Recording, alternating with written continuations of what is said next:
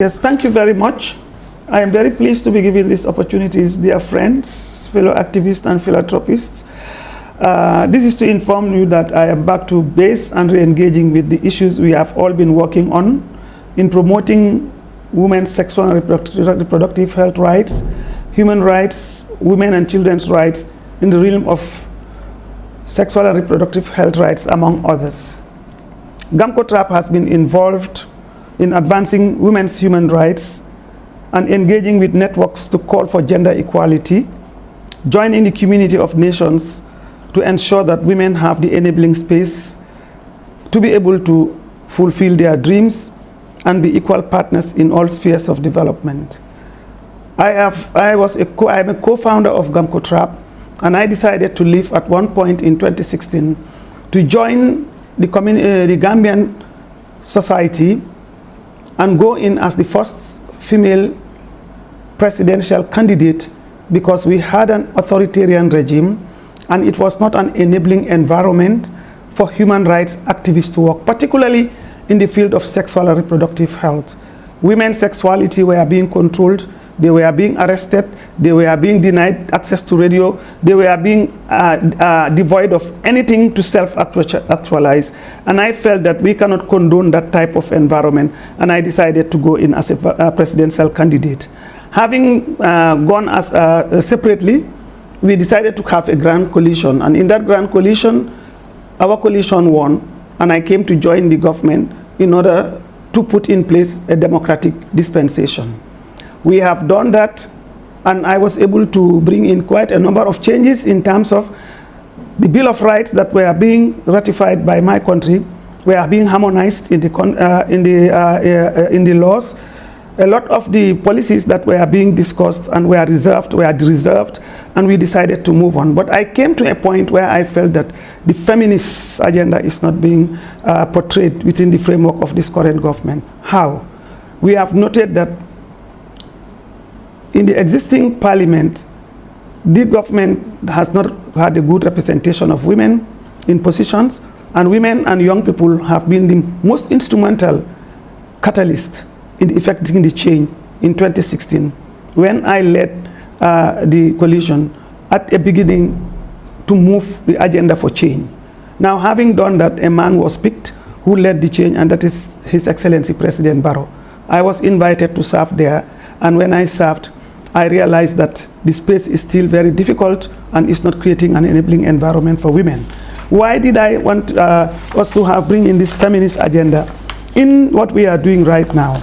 It is very important for the fact that a change politically, socially, and economically is needed for women. And the context of our human rights work resulted in making a shift to create an enabling environment for a democratic dispensation. When I left the organization and started, I thought there was going to be, I will be able to move forward with the process of the gains that were going on. But because it was headed by a man, I have no prejudice against men, but I have seen that the patriarchal space is disabling. When it comes to women's issues, they are not very serious about it.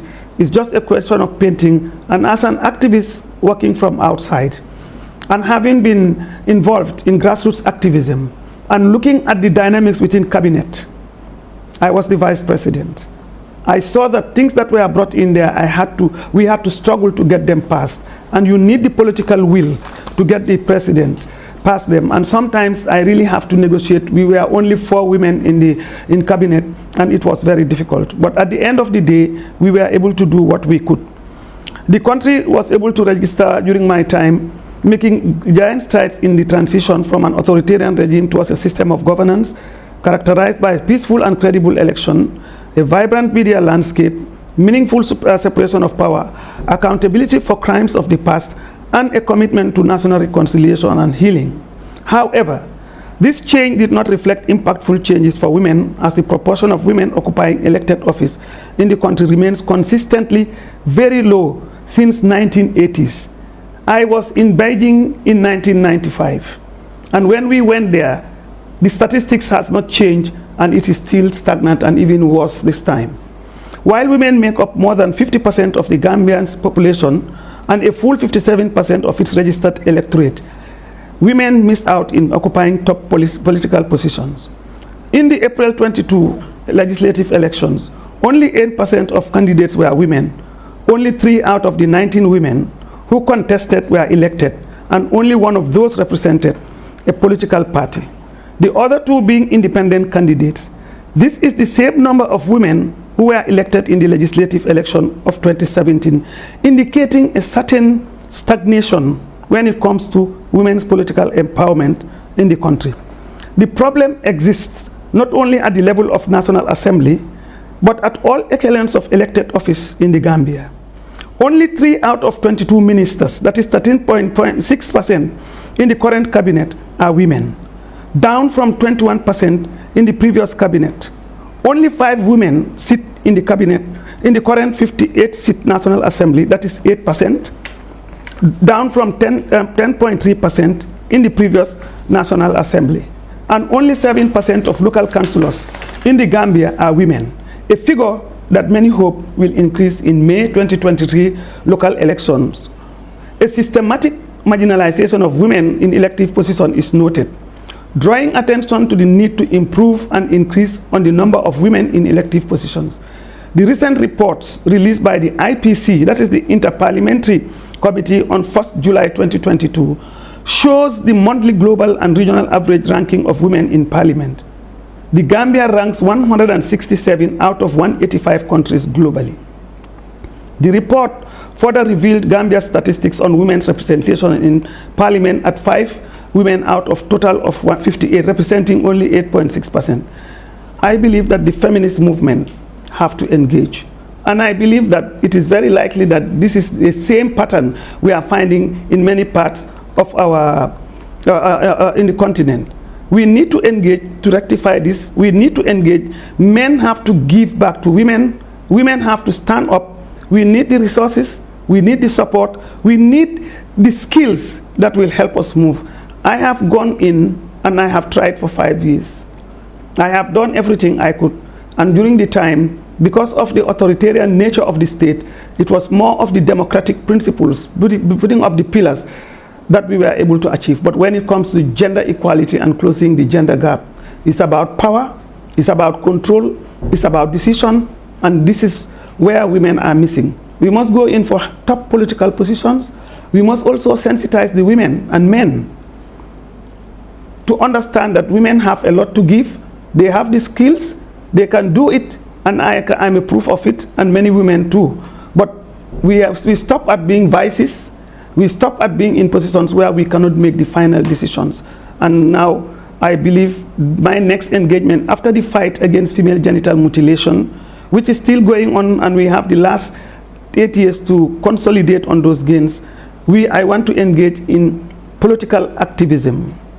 I have gone in, I've seen how the space is like, I have learned, and I believe that the wealth of experience that I have gained in negotiating those spaces that are highly male-dominated needs to be deconstructed. We need to engage and educate the women and men. The young people don't have any chance, actually, because in the last selection committee that was held, young people were marginalized. I received a letter from a team of young activists complaining about the situation. I am back, I am committed, I am hale and hearty, and I know I'll be able to do it if I have the right resources. And I'm not only appealing on my behalf. There are quite a number of women's rights organizations, feminist organizations, who are trying to close the gender gap and trying to meet the SDGs. We have to engage. And I believe that resources, technically, financially, and all other aspects it takes, needs to be given. I would want people to trust women's leadership qualities, to trust the organizations that are fighting for women's human rights and the rights of the vulnerable groups, to be given the opportunity, to be given the resources, to bring in the knowledge they have, and to work together in a global engagement to move forward in our various countries. This is the only way, I believe, that we can move the agenda for women's political representation in elective position. We have a long way to go. When I looked at the statistics from 1994 to date for Gambia, I cannot sit down. I just cannot sleep. I feel that I have to be aggressive in the way I go out to look, to convince those that have the wherewithal in terms of facilitating the work that I want to do with the feminist movement from within the Gambia and across the continent and the world over. Sisterhood is global, and we need to work together to ensure that this moves. When I came back, and my organization needs to reorient itself to the new vision that I have, that I want to move, adding up to the work that we've been doing on sexual and reproductive health rights. We have made impressive gains. We still have to continue to consolidate, but this is a new vision that I am bringing, in which I have come out to serve my country diligently, and I have been removed when the coalition government came to an end, and the new government sets its own political party, and they selected those that they feel they can move with. So I am here. I want to engage.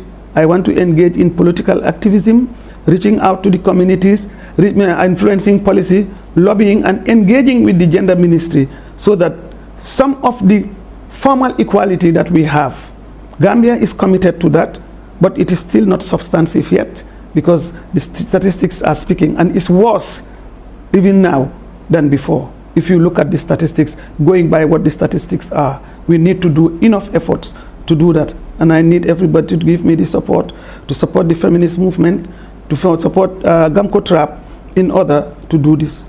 We are not new in the advocacy work.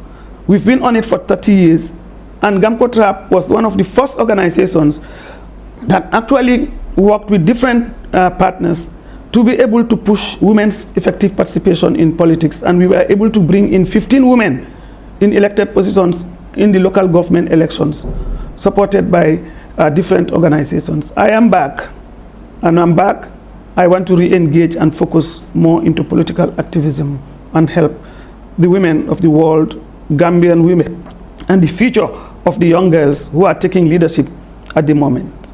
I am hale and hearty, and I want to make the best out of the opportunity that I have to serve women and to serve humanity and to do my best to change the status quo. Thank you.